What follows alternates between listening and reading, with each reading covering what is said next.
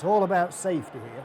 You have to determine whether these leather ridges could represent more of a danger to this player and his opponents than conventional studs.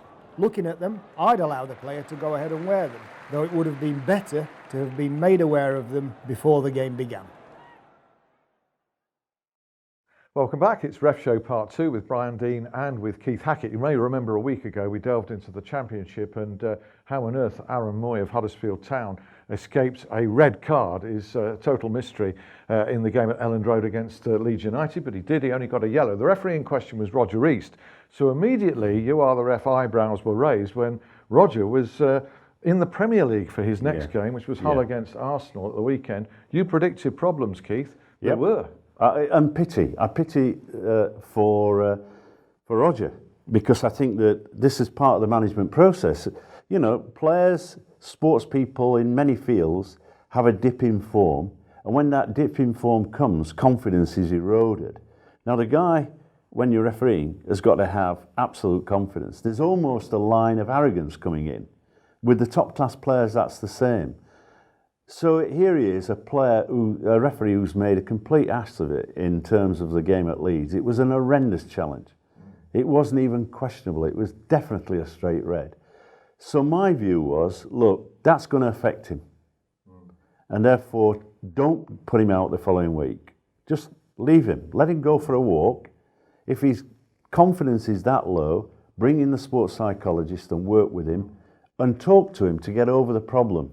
We all know that what went wrong. Jake Livermore handled for an early Arsenal penalty, was sent off. It wasn't obviously going into the goal. In fact, it wasn't at all. He failed to spot incredibly an obvious penalty for Hull, a foul by the Arsenal keeper, Petr Cech. He was rescued by Darren Can, his assistant, and also Santi Cazorla of Arsenal seemed twice in quick succession to commit offences that might have been a yellow card and get one for either. So lots of queries, but taking Keith's wider point about confidence, Brian, was there ever an occasion in your career when you hoped to be dropped for your own sake or were relieved to be left out for a confidence reason? Yeah, definitely. I suppose being a centre forward, you know, if you get to a point where you've had maybe 6-7 games where you've not scored, and certainly, you know, I remember when I joined Leeds and, you know, in my first season, I didn't have an easy time. And, you know, I've had ironic cheers. It's not great, but, you know, it does spur you on to improve your performances. Manager was Howard Wilkinson. Did he actually leave you out? Sideline you at that time? It's funny, he actually left me out once when I thought I was playing well. So, you know, I mean, look... Interesting that you should say that you would have almost welcomed it. Well, yeah, I think you've got to be honest with yourself. I think that's the first thing. You know, if you feel as though your performances are damaging the team, then I think it's best left. I think at that time, you know, Howard, to be fair, he stuck with me. And then, you know, there were times where you almost feel like saying, look, you know, I'm not playing well. Can you leave me out? The opposite to that really is if you do it once, people look at it as though you're being weak. Yeah. So you but have privately, you could never almost publicly come out and say it, but it's not the player or the referee's job to come out and say that anyway. It's the manager's, isn't it? It's the managers. It's the management. Yeah. And on that, Alan, I think one of the things that worries me is we've made a point, and that is the Premier League a couple of years ago dropped assessors, former, if you like, Premier League referees, going to grounds. And there was a general consensus in the game, oh, these guys are there to hammer the referee. Hardly that. They're there to coach the referee and encourage him. So when Roger East came off that pitch, he knows that he's had a bad game. He's then got a long journey home, south.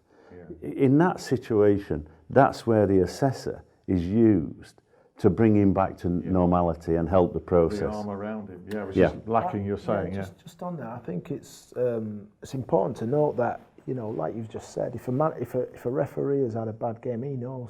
Yeah, you know, straight away, just like a player does. Exactly.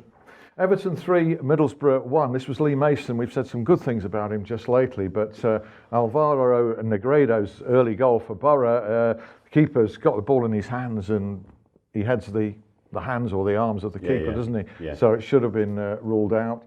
And Everton's equaliser, Gareth Barry, I think, should have been disallowed, was it, in your view? It was a high kick in the area. Yeah. So Lee Mason takes a step back there. I think he takes a step back, but again, it's this exposure, isn't it? Television gives you this wonderful view, and on that first one with a goal, it looks okay first, although you sense something's wrong. When you see the replay, you see that he's headed the arm of the goalkeeper, should be disallowed. You know, when we get to video ref, if we ever get it, then that'll be the answer. I think it'll cut those sort of areas of exposure down. We don't want it. Put us out of business. Put us out of a job here on the Ref Show. Championship, always good talking points involving major clubs there. Your old club, Leeds, you've referred to them there. A welcome victory for Gary Monk, 2 in succession now. This was at Cardiff 2-0. Graham Scott was the referee. I watched a bit of this on TV. Times many, grappling was allowed to go on in the area at corners. And I thought, what's the referee going to do about this? Finally, he found one, and it was a penalty to Leeds. Yeah, I totally agree with you. I mean, for me, you know what I've said before about grappling in the box. I absolutely hate it being an ex-forward. I think that it's an unfair advantage that defenders try and get. And now it's good to see that they're being punished for it. And I don't care if it's 3 or 4 penalties. I think that every time an offence has taken place, I think that it should be a penalty. Was this a case of Graham Scott being negligent, or in fact clever in giving the players enough rope to hang themselves and find a penalty? He didn't warn. He didn't warn and step in. You know, should he warn? I mean, I know that's the general principle. Oh, give him a warning first. Well, in my view, I think we've gone way past that.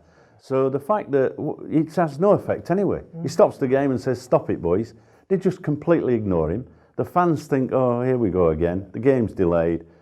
Do what he did. The other referees, if you're watching and listening, then you do the same. Okay.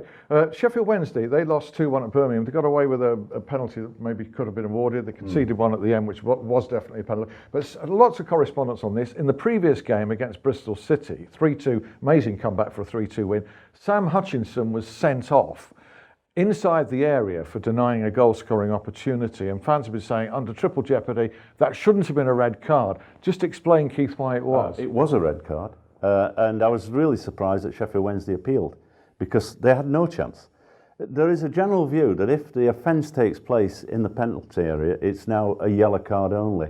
Sorry, the player to not be sent off has to be making a genuine attempt for the ball. If he's making a genuine attempt for the ball, he's not dismissed. On this occasion, there's no attempt for the ball. He's gone for the player. It's a red card. He was unfortunate. He slipped. Oh yeah, absolutely. Can I ask you a question? You know, like you've just said about Sheffield Wednesday, they appealed it. Do they never ever consult a referee to say, you know, what's your opinion? Because I remember, and might be rightly or wrongly, I think before when you appealed, you would get an extra game. I don't know if that was in the past. So the point I'm making is, wouldn't it be a good idea to bring somebody on board to consult to say, what do you think? Well, I think we've done that in the past. We as an organisation have gone to clubs and advised, helped the process. In some instances, we've even used the terminology that should be used that the club wouldn't use to help that process for the player to get off. The guy sitting here, he's even a Sheffield Wednesday supporter. Bring him in and consult him. Bradford and Bristol Rovers wouldn't get a mention, Andy Haynes, the referee, other than the fact that Haynes brought the players off for 3 minutes when a drone appeared overhead. Right or wrong? I think that is brilliant refereeing.